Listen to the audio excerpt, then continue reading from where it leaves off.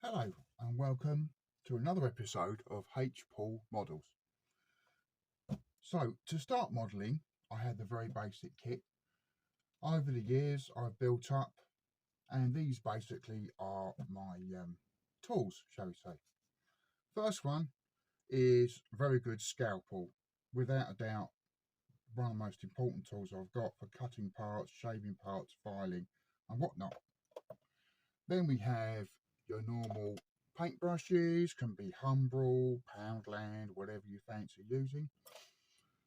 Amongst those would be things like, for example, a flat brush, such as that, detail brush, such as that for figures and pilots and whatnot.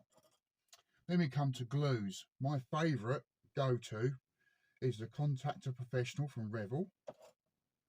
There's also Tamiya Extra Thin, which is superb, especially for clear parts.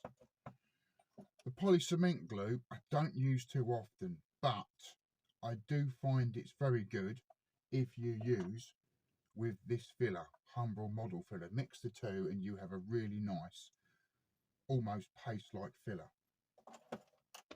Talking of fillers, I also use this filler. It's in a plastic putty made by Fahello. And there's this one as well, 100% acrylic resin plastic putty. Of course, with masking, we have the Tamiya tapes, several sizes. And for the actual painting, my go-to airbrush is a Gallery Advanced.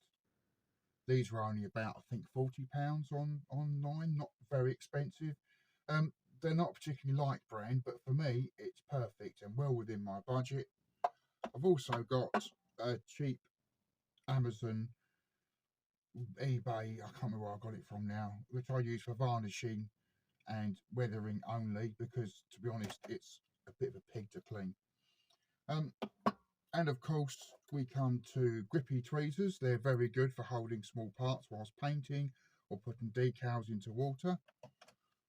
There is the crocodile clip stuck on a cocktail stick into a rubber for sitting on the desk. And last but not least is decent tweezers. I can't emphasise how important tweezers are. They're very good. These are allegedly anti-static. I'm not too sure about that.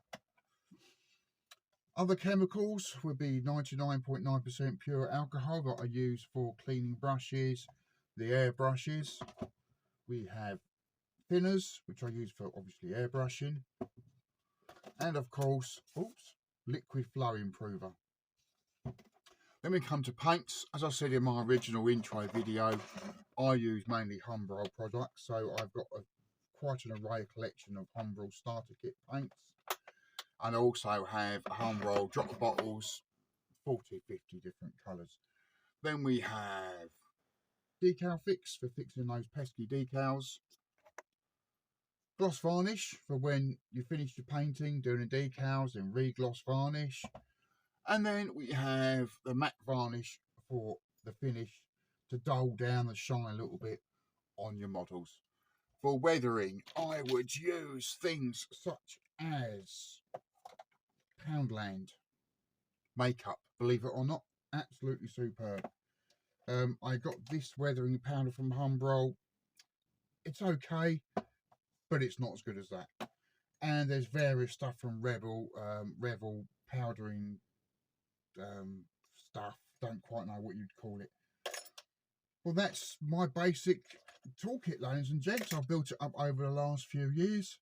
I'm now taking on projects where I'm building helicopters. In my time, this one I put a motor in, so the rotor will spin when it's finished. And yes, thoroughly enjoy my hobby. Hope you do too. And please stay tuned for the next episode. Thank you.